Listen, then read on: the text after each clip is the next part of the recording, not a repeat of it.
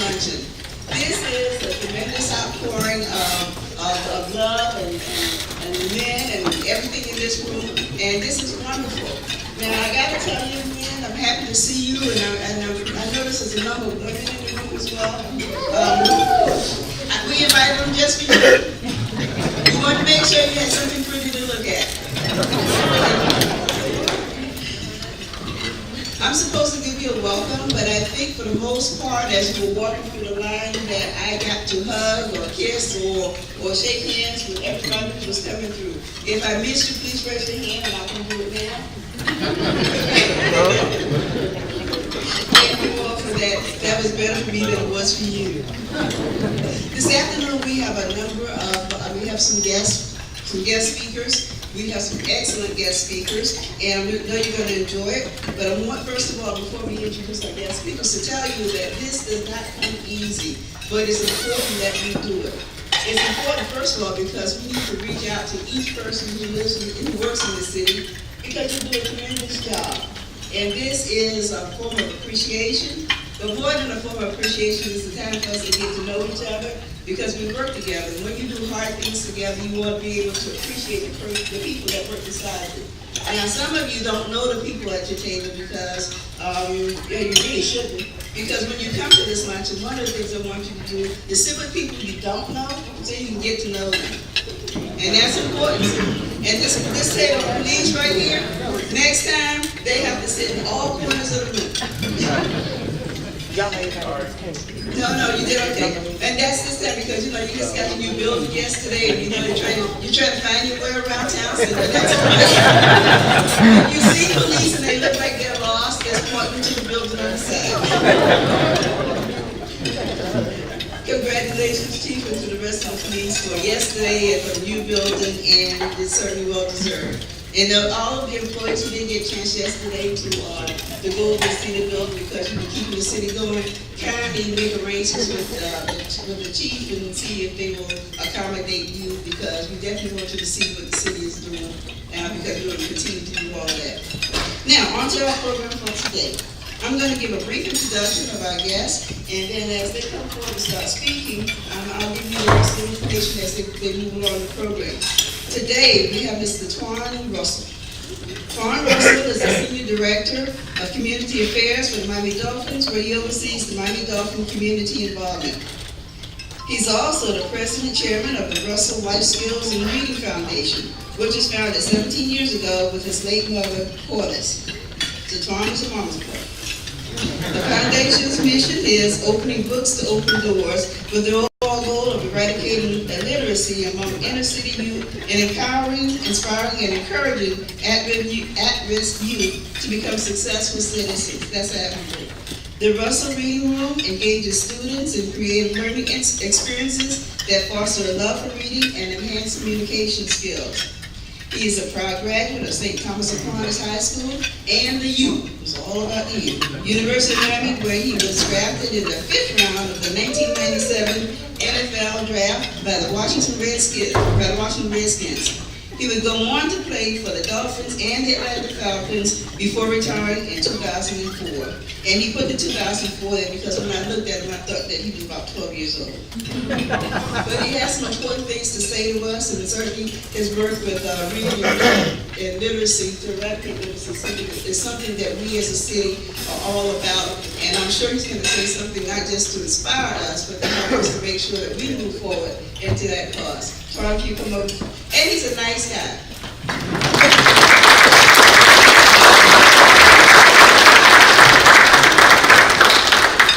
He just paid for his lunch.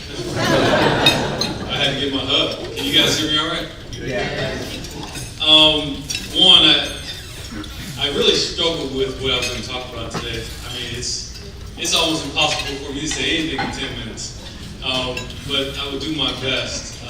But I will say, when I pulled up and I found out all of you were being here today, I actually texted a couple of my buddies and said, hey man, everybody in the city is going to be in the same room. So don't die, don't get sick. No one's gonna help you. He actually texted me back, he's like, anybody at the bank? Y'all might want to make a phone call. So I really want to talk to you about mental health. Just and not necessarily the medical form of mental health, but how do we keep sane? How do we deal with all the trials that we deal with on a daily basis? And I'm born and raised here in South Florida, and I've dealt with some very challenging things. Just earlier this week, I was talking to a friend of mine. He goes, "Quan, you've never had problems. You grew up in South Florida. You went to elementary school here, middle school, high school. You got a great opportunity to go to St. Thomas Aquinas. You went to the University of Miami. You played for the Dolphins. Like, what problems could you ever have?" And really, from that conversation, kind of spawned what I'm going to talk about today. I was a middle child of 5 boys. I was the guy that always had to fight just to get a pair of shoes. So the first pair of new shoes that I had was in high school. And I always got hand-me-down shoes. I always had, the hand-me-down shirts. And I always got that hand-me-down haymaker from my older brother. He seemed to always get mad when I borrowed his shoes. And literally, we had a very contentious relationship. This is a funny story in our house. It may not be funny to you, but to me, I think it's absolutely hysterical. When I was born, I think I met a couple of gentlemen in the room, and my second oldest brother is Terrace, and my oldest brother Tony. They're going to kill me for telling the story, but they're sitting in the living room. My mom just brings me home from the hospital, and she's feeding me. And Terrace, the second oldest, taps my oldest brother and says, "Why is he here?" And my oldest brother's like, "Well, this is our baby brother. We need to get rid of him." So, you almost had a crime when I was born. They were talking about getting rid of him. And, it's funny, me and my oldest brother always had a contentious relationship. We were very similar. I'm extremely competitive. I was small growing up, but I had a big heart. So the big guy would push me, and I would stand behind we had like this hedge. I would stand behind the hedge when they would come by. I knew I only had one shot, and I would just run out of the hedge and knock his knees out, and then they would beat me to death. And what I had to learn very early in life is that I had to be able to forgive. Vengeance and being mad about things is very difficult. And it's something about releasing somebody else of an offense they've given you, and literally telling yourself, "I will not be mad. I will not hold this. In fact, I will love you more because of the pain you caused." And it's really helped me in my life. I learned that at a very, very early age.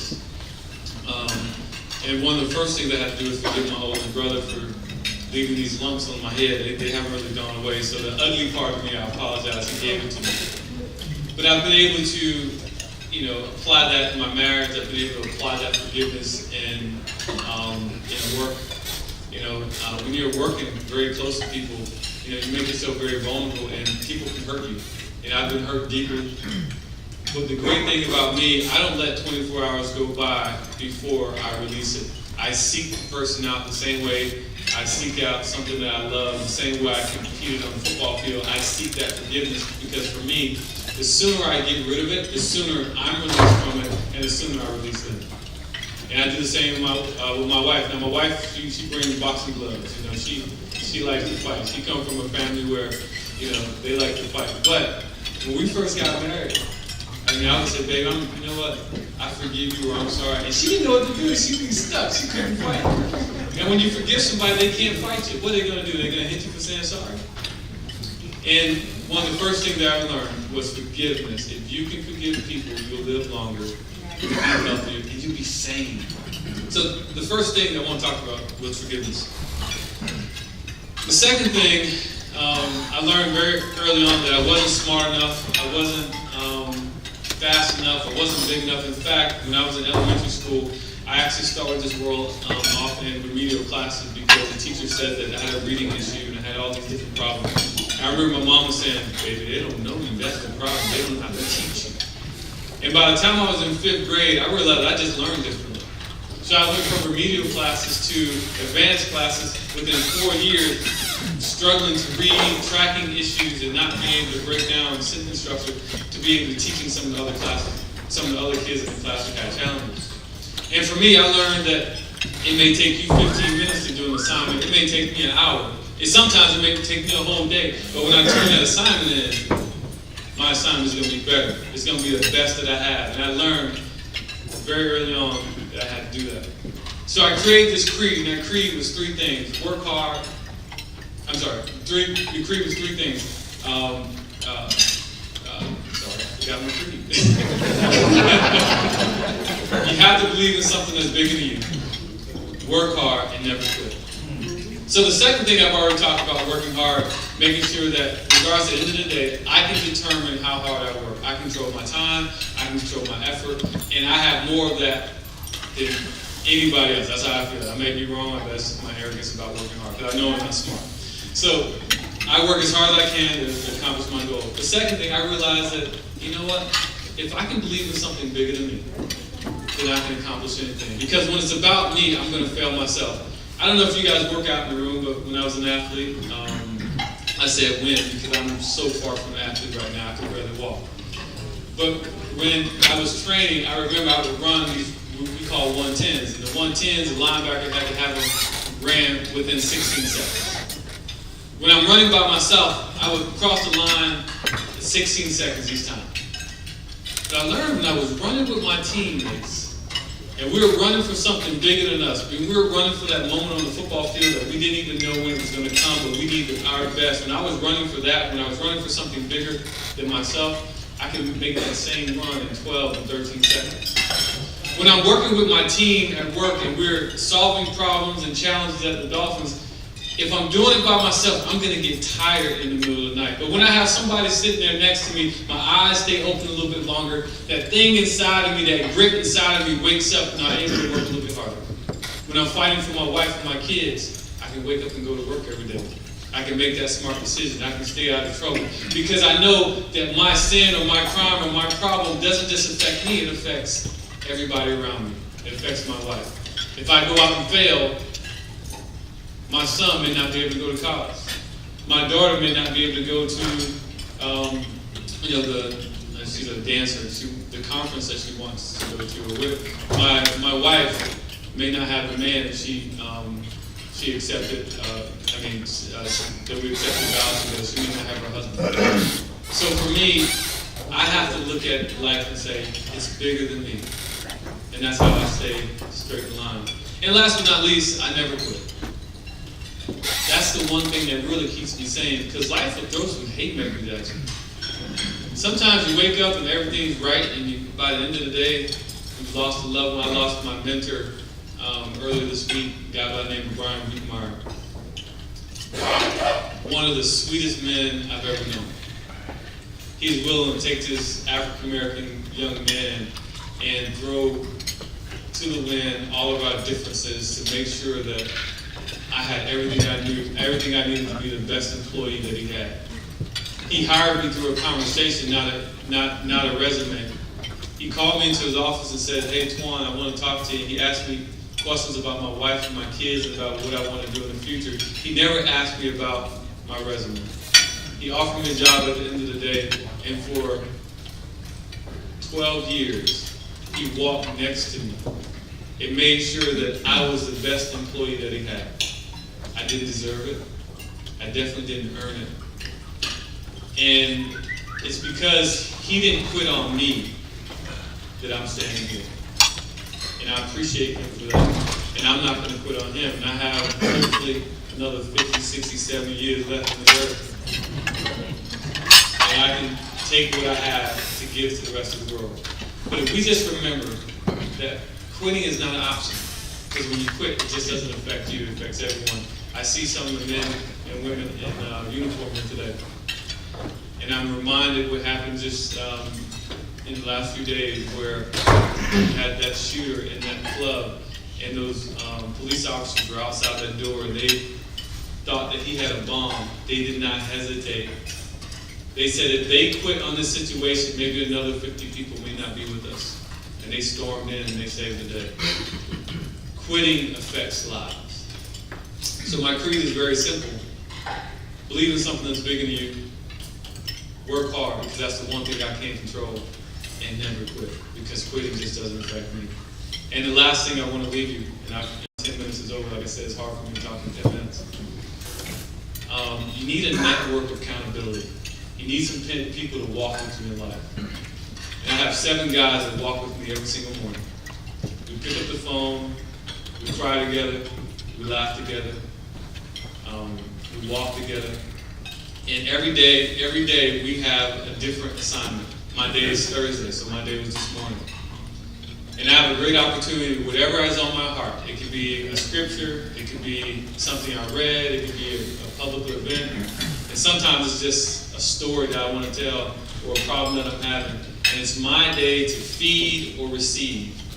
And I get to share it. And we do that 5 days a week.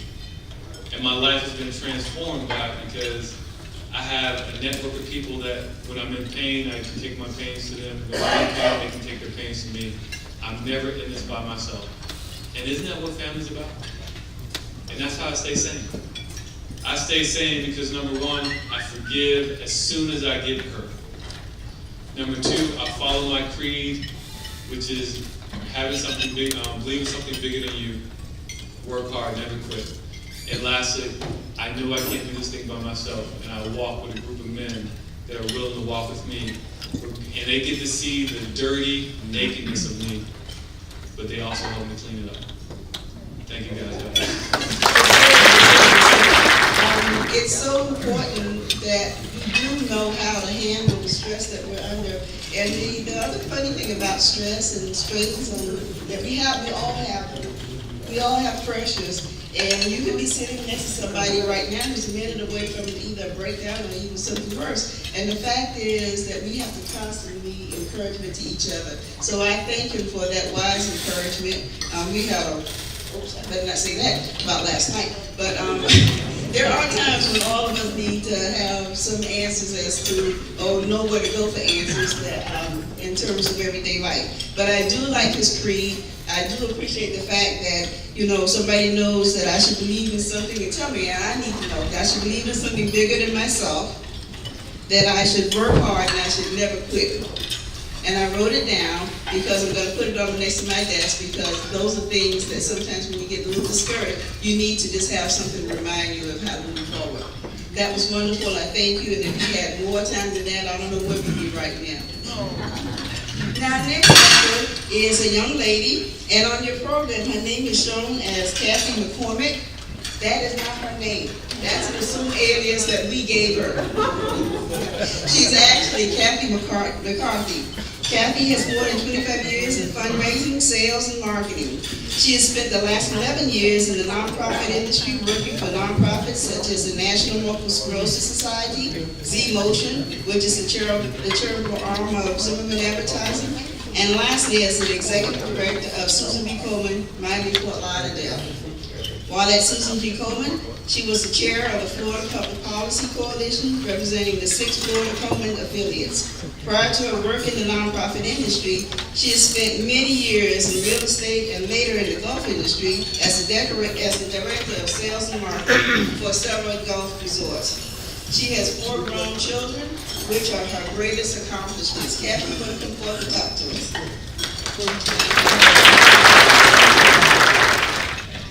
Thank you, the city manager and the city of Miramar. I'm very proud to be here. And before I start, I want to give a little shout out to our men in blue, the police. I don't think they get the love from everybody that they deserve.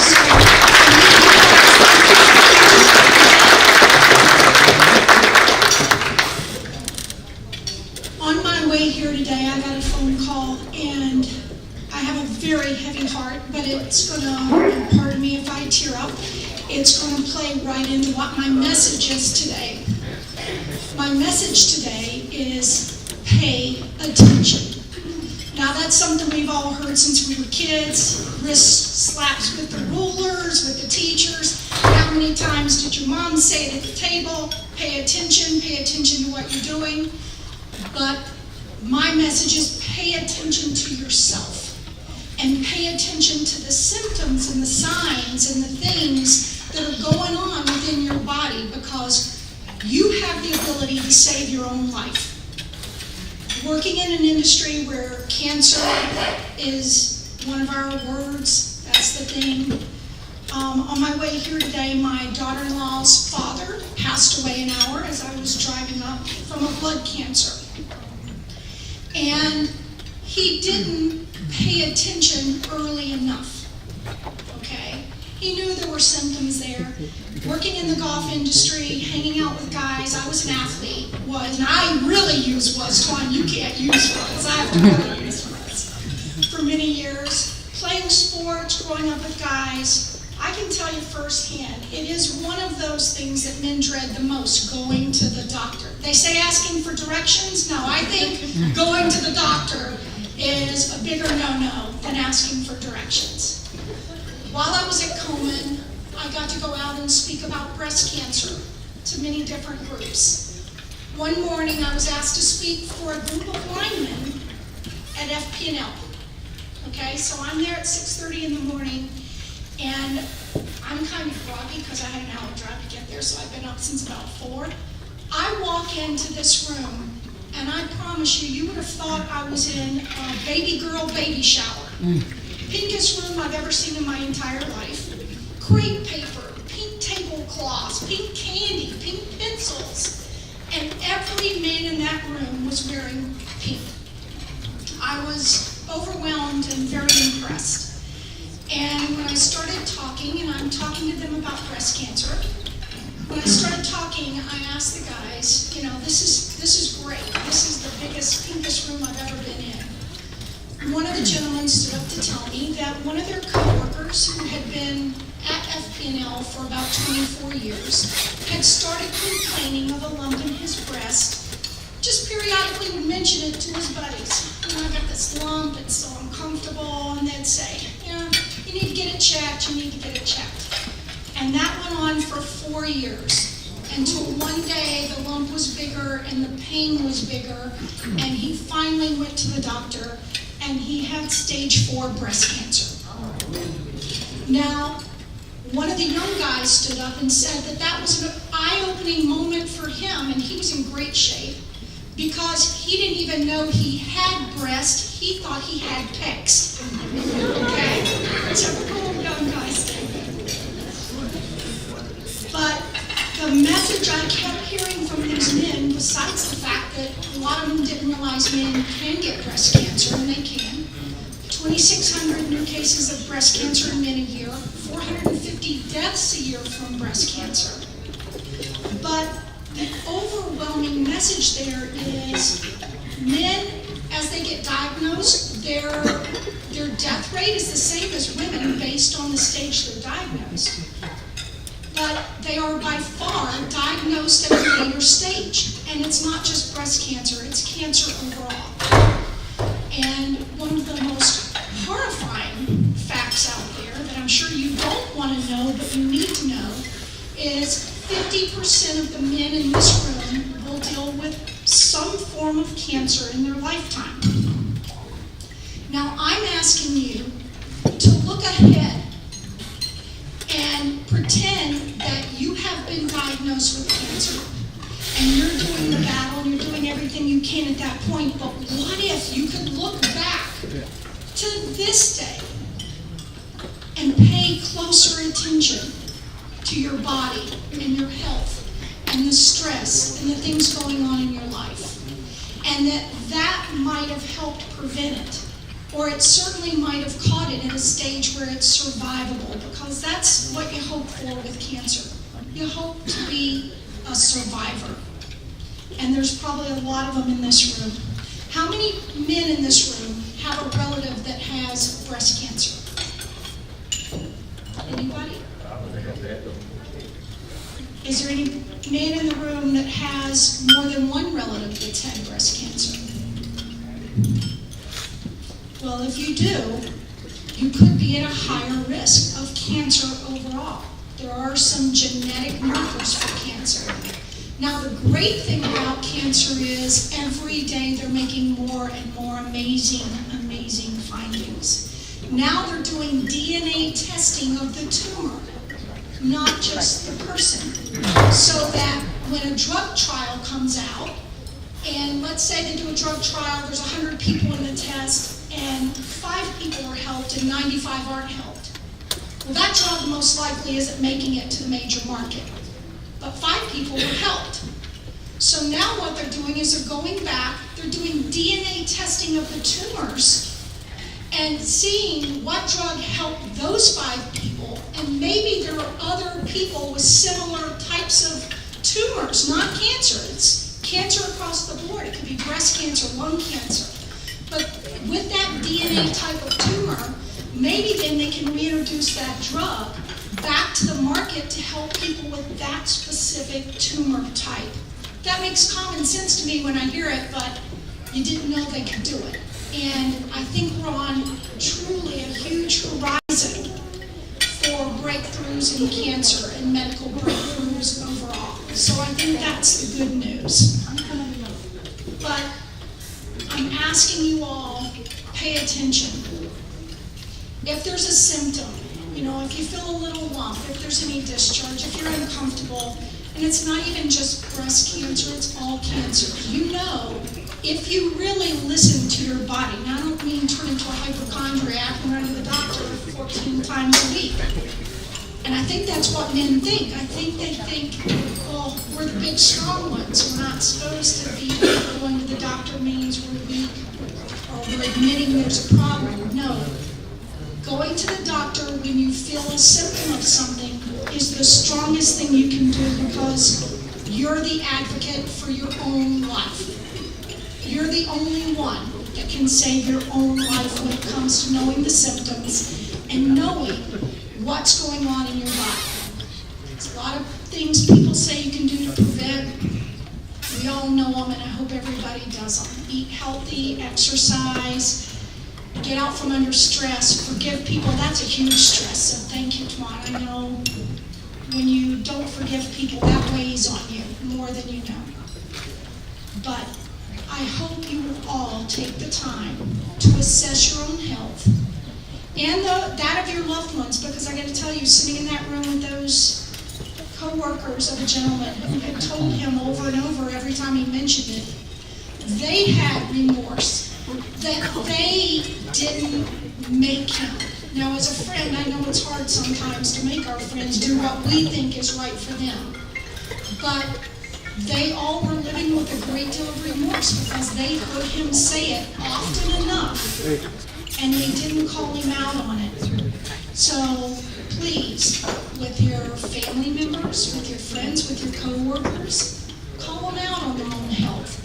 Be the person that helps them save their own lives, because sometimes you get busy and you don't want to be your own advocate.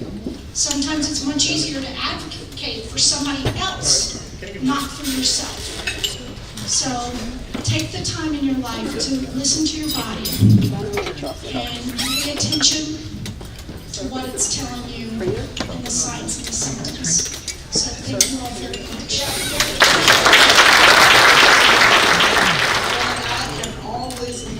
That how wonderful of a job they do at bringing people in who are doing everything and saying everything that we need to hear, and as well as thank you for this wonderful lunch. Gentlemen, you have the form in front of you. Hopefully you believe it, and didn't have it repeat that.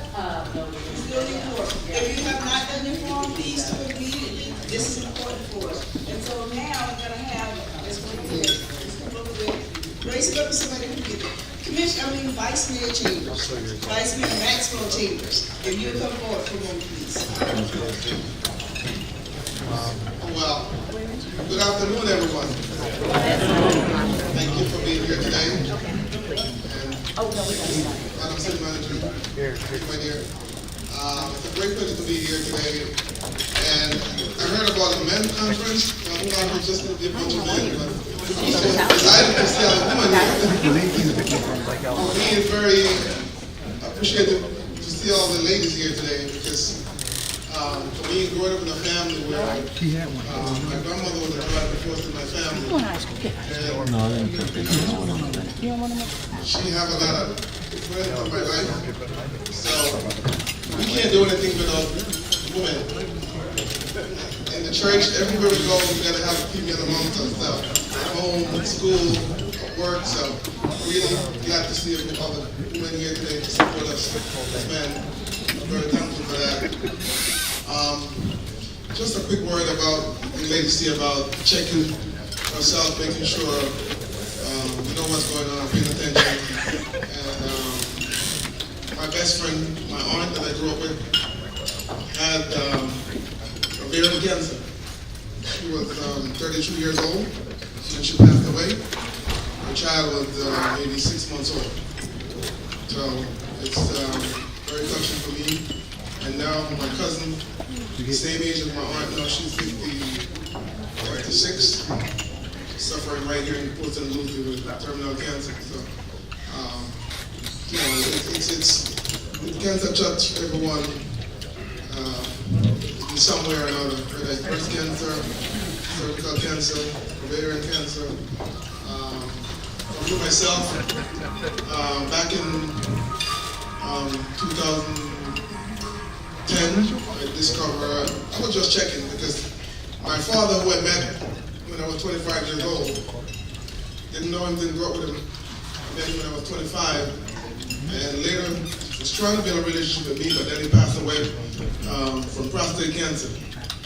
So I was just checking to see what's going on with me, if I do have anything based on the history. And then the lady was telling me, why are you doing this? You're too young. You're not supposed to be doing this biopsy. And I'm like, I know, but there's a history there. And it turns out that I had 3 little cancer in my prostate. Even though I wasn't a candidate for prostate cancer, I wasn't nowhere close to it. So I waited a year before I had the surgery, 1 year. I was in denial. I'm like, I'm gonna be okay. And finally, you know, my sister, my wife, kind of got on me. And one day I was home watching the TV and I saw a story about Steve Jobs. How he waited and waited, and then in the end, there was nothing they could do. It was too late. So I decided to go get it done. I think I waited like 2 days before I told my mom because I know she wouldn't handle it well. So I had no choice, but I had to, I went there a few times to talk to her and I just couldn't tell her. My wife went to the house, couldn't tell her either. My mom, she cries a lot and she's very concerned, she's very worried. I'm her first child, so she always worried about me. And even when I told her 2 days before, she pretended like she was handling it, but then it just got worse, you know? So fortunately for me, I had a great procedure done, couldn't do it here in the state. I had to go to the Bahamas. My doctor was here, gave me a choice, the Bahamas, Mexico, or Canada. So I chose the Bahamas, and that's where I had my surgery done back in November of 2012. So I had to do it for my family, my kids, to make sure that I'm going to be okay. So I'm all on board. I want to make sure we're all okay. We got to make sure we're checking. Anybody need any information from me in regard to that, I'm not afraid to say or share. There are different ways of dealing with prostate cancer that I know of. I know it's very difficult for us as men, but technology has gotten so advanced now that there's a lot of different procedures to make sure you're not impotent when you get the surgery done. So the first surgery I wanted to do, I found out I was going to get done a month before the one I did was a 50-50. And then I learned about 80-20. So what I did, I decided to take a chance on the 80-20. So, and I'm very successful. So I'm here for anyone who have questions or want to share with me or ask me anything. I don't mind sharing my situation with my history with my prostate cancer. So with that said, I just want us to be okay. Love everyone here and just take care of your family, make sure you're checking. Whatever it is, I've seen people who worked out in the gym, very healthy. The next thing you know, they are having a heart attack. And I know it's a tough time. People are going through a lot of stress. You got mothers who have to make a decision between buying gas for their car and food for their kids. So it's a very stressful time for a lot of people, and in all different kind of ways. So please check in your friends, your family, and your neighborhood. And for me, the children in the school are very important because where I'm from, Jamaica, there's so many men that they're all my uncles. They were not relatives, but they make sure they were looking out for me and my family and make sure I'm okay and keep us straight. So we should try to get back to that, to look out to our young people here and make sure you keep them in line and keep their family informed. And that's what I intended to do with young children in this my great city of Miramar. Thank you, and have a blessed day, and enjoy the weekend. Thank you. Vocals for the single Someone to Love. His sophomore effort, Cool Relax, also went platinum and earned him multiple, oh, y'all like that album, okay. Billboard Music Award nominations, including Top R&B Artist, Top Hot R&B Single for They Don't Know, Are You Still Down? Top Hot R&B Singles Artist and a Soul Train Music Award nomination for Best Male Single. Are You Still Down actually featured the legendary Tupac Shakur, collaborating with John in the studio before his death in 1996. By the way, Tupac Shakur would have been 45 years old today. John B. later went on to write and produce records for Luther Vandross, Toni Braxton, and I did not know this, as well as remixing Michael Jackson's You Are Not Alone. Stronger Every Day was his fourth release and the theme of our men's Bridging the Gap Luncheon today. Ladies and gentlemen, put your hands together for Mr. John B.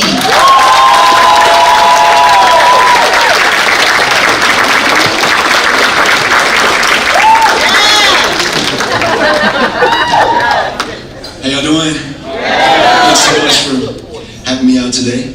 I sincerely appreciate it. It was such a surprise to me when they called me for the men's health, because I thought about all these years, you know. It's been 20 years I've been in the music industry. Started when I was 18 years old. Still in high school, I told myself, during lunchtime I'll go shop my record down in Hollywood to all the executives and all that. And I was able to get my record to my demos to Babyface at that time. And of course, Babyface was the one to open the doors to the music industry for me. At 18, he wanted to sign me as a producer, as a songwriter, and as a vocalist, as an artist. And from that point, I got to deal with Epic Records. It was a tremendous amount of success for an 18-year-old young man to absorb. Not all of us make the right decisions with those freedoms and those powers given to us. And it's definitely been an experience of refinement through these years, these last 20 years. Every year has been a year to change and not stay the same. Some years went down, some years went up. But all in all, you're looking at a grown man standing here, right here, 20 years deep in this game. Still loving what I do, still loving the people that love what I do. There's not a place on this globe that I won't go for this music. So it truly is the motivating factor behind what I do, the love in what I do, and how much has gone into having to preserve myself in order to give you this, to share with you this gift that I've been given. I can tell you early on, before I even got in the music industry, I had two interests. One was girls, and the other was my music. And it's a funny story, but a girlfriend of mine, when I was in high school, her mother said to me, if you want to date my daughter, you need to go to church. You need to be saved. So I said, let's see what this church thing is all about. So I went to church. I got saved. I started going to Saturday men's fellowship. I liked it, you know what I mean? And Wednesday I was going to Bible study. And this is what kind of gave me the foundation to want to belong to a thing like a gospel choir in my high school. To learn how to sing from the soul, as opposed to singing with soul, as they say. That's where I learned to sing, and that was before I got my deal. Now it's interesting, because the record industry kind of pulled me away from that church, that element of purity in my life. It really did. What an amazing opportunity. Is what I wanted my entire life, but I had no idea that by getting this dream, by getting this blessing, there would be this immense burden that came along with that. And I'm going to get to my point, because it all has to do with health. I can remember Kenny telling Babyface, telling me, when I signed my deal. It was about this long, thick piece of paper, Bible, you know what I mean? And you had to go through every page, and signature JB, you know, on every page. And as we did that, I remember we were in this really nice, his dining room is just like gorgeous, right? But there was a little bar area over here with like bottles and cognac and all that. I said, can we have a celebration drink? He said, why not? Okay, do you like to drink? And I said, well, I mean, I'm 18, I'm not legal. I'd like to have a drink, yeah, let's go ahead. So he says, you know, you should watch it with that stuff. I've never drank. I do drink occasionally. I like a White Russian or something like that while I gamble with the slots or something. And I said, you don't drink? No, don't drink. And I kept that in my mental note. And I haven't forgotten that 20 years later. When I see my man, I see him smiling, you know, and I'm going, that's the same Kenny that I met when I was, 19 years old. And so that being the case, all that being said, my career went to an extreme high in 1996, 1997. We had a double platinum album. I was headlining my tour with Destiny's Child, opening up for me. Jagged Edge opening up for me.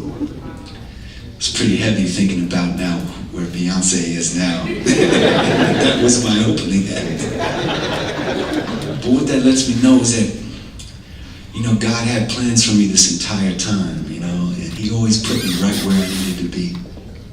But he just wants to know that I can handle it, Some people can't handle the success, man. Some people take that success and they say, I'm not worthy of this success. I'm not worthy of this type of peace in my life. I have to bring some sort of chaotic energy, some sort of confusion back into my life. Because that's what I'm used to dealing with, chaos. I think that when we refocus ourselves, and that may be through anything, you may refocus yourself with religion or spirituality. You may refocus yourself with your family. I know for me, my family was the main thing that reeled me in. As the industry maybe sort of stepped outside my normal, comfort zone, probably what I should have been doing, as opposed to what I shouldn't have been doing. As it made me step outside of that, I felt my family was bringing me closer. When I got married, when my wife first got pregnant, I said, this is it, I can't look back now. I gotta continue to keep these blinders on and look at that life is never going to be the same for me. So you might as well just accept it. It's taken 10 years. Me and my wife, we're married 10 years now. We have 2 little girls. We have an 8-year-old, beautiful 8-year-old, and a beautiful 2-year-old little girl. Both 2, little girls. And I can tell you right now, when I look into their eyes, every day, there's this new sense of why I do what I do, and the opportunity that I have to do what I do. And it really made me, realize that this could all be taken away. This really could all be taken away, and then I would not have anything to show them, to say, this is why Daddy worked so hard, because this is what I had in my head. This was my dream since I was your age. And now I'm up here doing this, so I never want to let them down. I never want to let y'all down, because you're the ones who put me where I am today. And so you're looking at a sober man right here. I'm a work in progress. I'm at no means have I reached a plateau. I don't believe life is about reaching plateaus. I believe it's about a journey and the experience. And if you can admit that you're weak when you're weak, that's a noble quality. But to ask for help, to ask for support, to ask for strength, to ask for encouragement, these are human qualities. And this is something that we need to not be too proud to do. When it comes to help, I will tell you, having my head in the right direction, I guess, coming back to the Lord and getting back into my spirituality, I guess that just means that you just become this magnet for positive things to come to you. Because recently I just linked up with the last 2 years I've been working with Warren Campbell, who's the producer of Mary Mary, and he's got Grammys. He just won a Grammy for Shame for Tyrese. He produced and wrote that. He's got the new Music Soul Child album that he just finished. And this has been the man who he's sort of taken me under his wing, if you will, and he's really refined what I've done. Musically, he's probably the only one who could really step it up one notch up from where I had it. This is the guy that Stevie Wonder calls up to produce his stuff, all right? So I'm definitely in good hands right now. We're almost done with this new album, which is gonna be, I wanna tell you, if you're not clapping now, you will be clapping later. We are going to get something with this one. I didn't wait 20 years to make all these changes and to do the right thing, even with my business and things like that. I have some of the most amazing people around me business-wise. My team I just have to commend my team for being so supportive to me and believing in me. So this year you're definitely going to see some new music and some new material, tours, all of that. But I just want to say, the main thing, this is all based around the refinement, is the key word, and what it's taken for me to maintain health.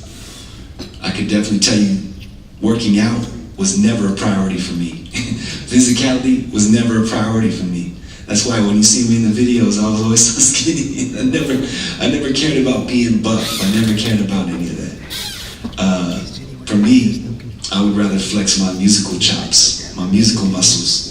So as I got older, I started to realize, wow, this skinny thing is kind of working out. You know what I mean? I'm not getting bigger, but I'm kind of getting bigger in the wrong places, though.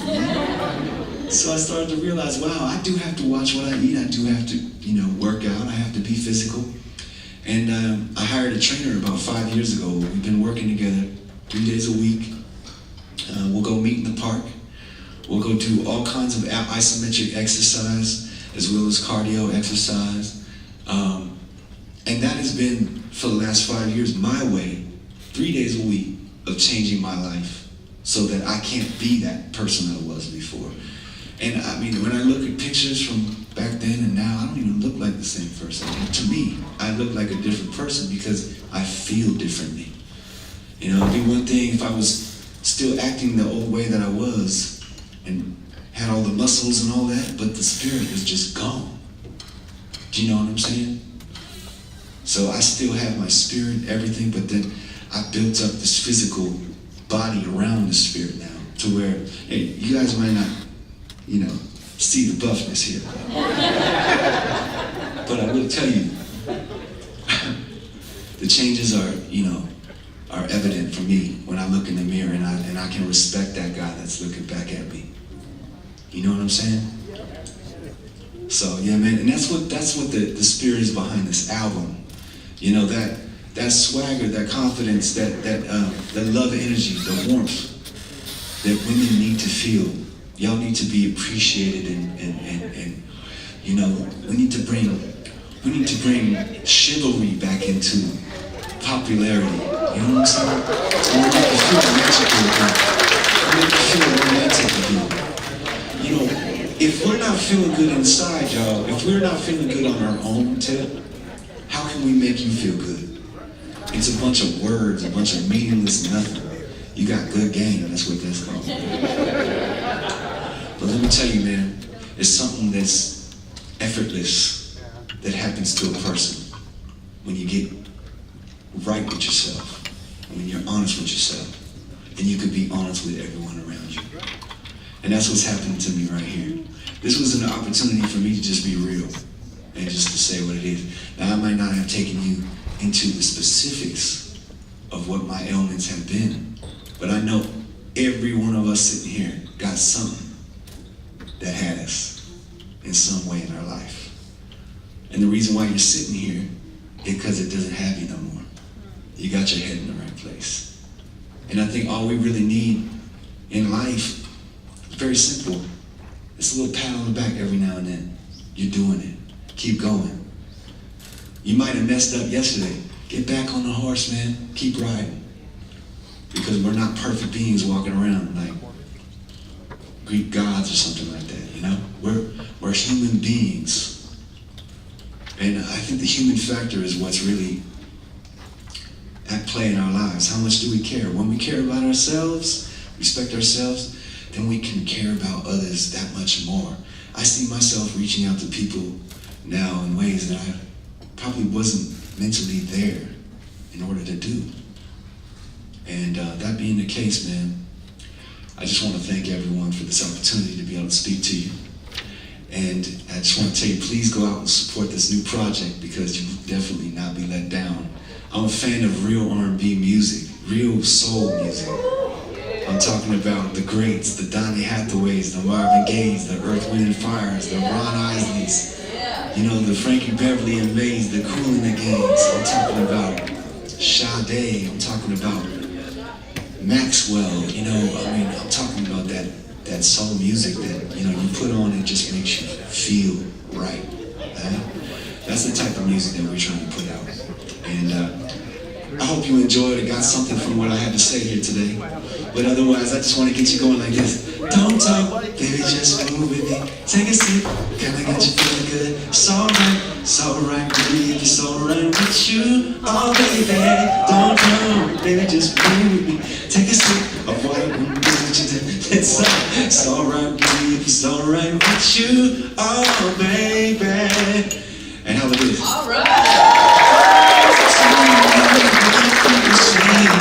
They don't know about you and me, but it's out your mind, cause it's jealousy. They don't know about this shit. Heard about my past, things I used to do, the games I used to play, the girls that didn't laugh. I know what's on your mind, you think I'm doing wrong. Can I see what is real? You are the only one. When I'm not around, sinner, do you think of me? Oh, what the jealous ones are claiming me to be. You should know by now that it's gonna take a lot of trust from you for us to make it through. But you all know my song. You're my angel, and nothing's gonna make you fall from heaven. Girl, I'm just gonna love you. Help me out now. Don't listen to what people say. They don't know about us right now, you and me. Put it out your mind, cause it's jealousy. They don't know. What about this part? Help me out like they don't know about our love now. They don't know about our love. They don't know about our love. Thank you, everybody.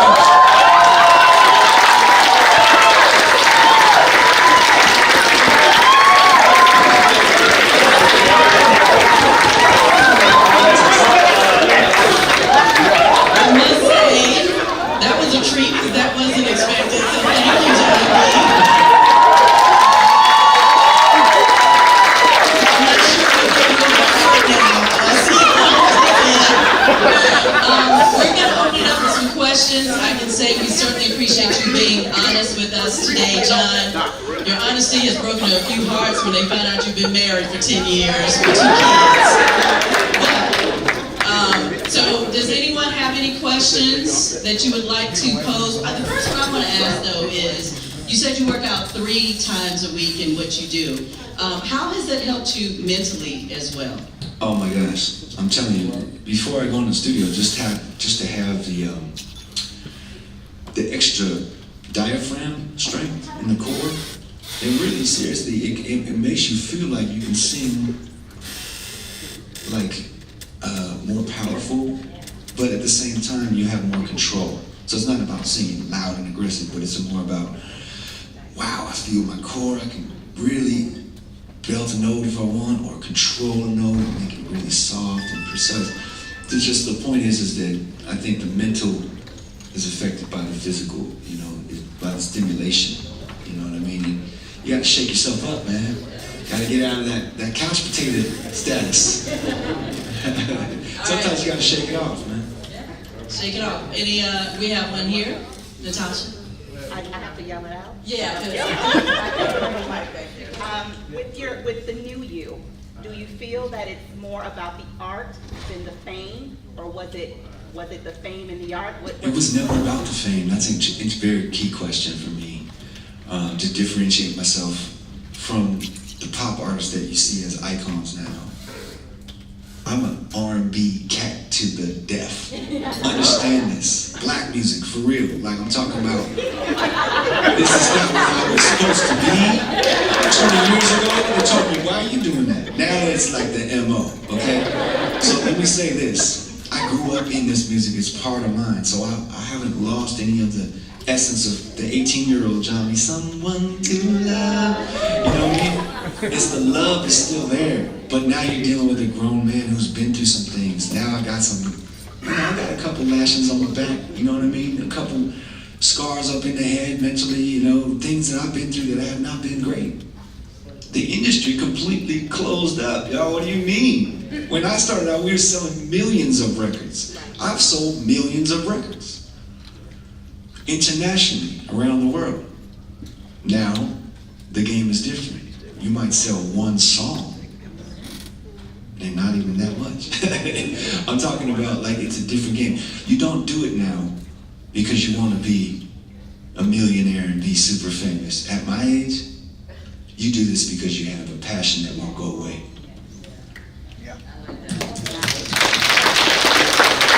Any other questions? I'm trying to do it, and what did it happen to be humble and patient? Yeah. Well, the resources have changed now. Back in the day, when I had to take my demos to labels, I used to have to sit in the label and just be like, I'm just gonna sit here and wait till somebody says, oh, sir, do you have an appointment? I'm like, just wait until you guys close so I can catch some of the executives on the way out. So I can be like, hey man, here's my demo. We went from that, which is like, literally like, that's old school. Listen to my demo, you know what I mean? We went from that to being able to have the entire world hear it in one click. So the resources have changed. We didn't have that resource back when I was young. And I just think when you give a person the world, a lot of times they don't know what to do with it. If you don't know how to play a keyboard and they give you a studio, you're gonna be like, what do I do with this? I need a producer. I need somebody who knows how to work on it. So I think it's about having, for me, the music industry, the music business is about having the music in place and then the business in place as well. And it can't be treated any differently than any corporation, any kind of business. It has to be looked at with the same scrutiny, with the same focus, the same drive. And I think where we lose out a lot of times as creative people is we put too much emphasis on the creative and nothing on the business. We just think the business is just like this automatic thing that's gonna go hand in hand with the creativity, and people are just gonna get how great my art is, you know? I painted this wonderful oil painting, and everyone's gonna see the genius in this. That's not the way it is, man. It's gotta be marketed. It's gotta be taken through the right routes. So, you know, I'm never gonna ever sell you some kind of story just to make you feel good. This is the business of music, and it's changed tremendously. So I've had to literally go from having 18 years of experience, or since it's changed, having 15 years of experience to having to relearn the entire music industry again, because there's a brand new day. We don't sell records anymore. How are we going to support ourselves? Stay on the road, stay gigging, make sure you're eating healthy, make sure you're taking care of yourself so you have a gig, Thank you. We gotta go, guys. Sorry. Thank you so much. Thank you, John.